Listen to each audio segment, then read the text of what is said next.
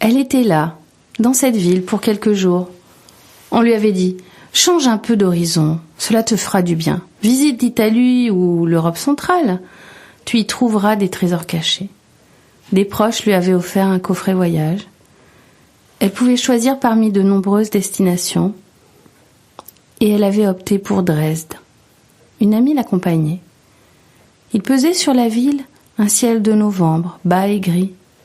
Pourtant, elle était belle, cette cité. Elle avait dû surtout être très belle. Les stigmates de la guerre étaient toujours visibles au hasard des rues. Malgré les efforts de reconstruction, les visiteurs sentaient que cette ville avait eu son lot de souffrances.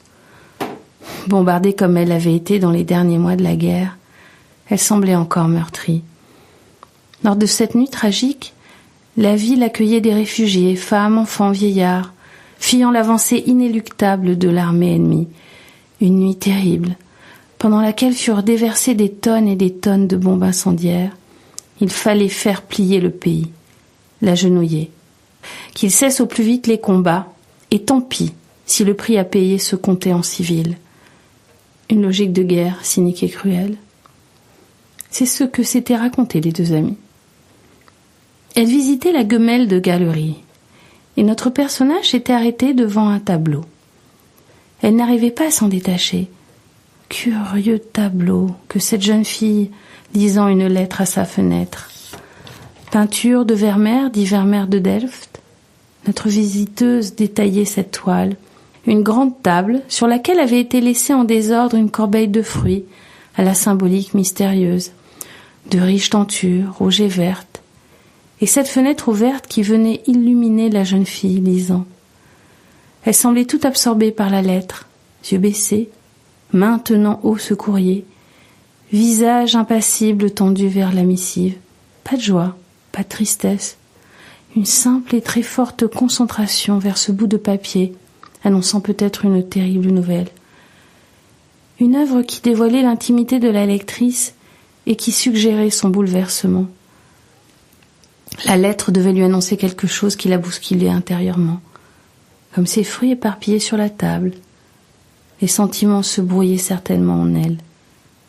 Mais rien ne transparaissait vraiment. On devinait ce trouble de la jeune fille, lisant un je ne sais quoi et un presque rien. Notre personnage ne pouvait s'empêcher de penser à ce qu'elle avait vécu elle-même et qu'elle essayait de fuir ici, le temps d'un week-end. Elle aussi avait reçu une nouvelle. Ce n'était pas une lettre, mais un simple texto. Elle aussi s'était penchée sur les quelques mots affichés qui disaient la rupture brutale. Mais peut-on échapper à ce qui vous a fait souffrir ? Par cette toile miraculeusement épargnée de la folie des hommes, dans cette ville autrefois martyrisée, deux femmes se rejoignaient par-delà les époques. Vermeer tissait une mystérieuse, secrète et irréelle sympathie entre la jeune liseuse et la voyageuse, grâce à la magie d'une œuvre d'art. Femmes à Dresde de Charles Dutine.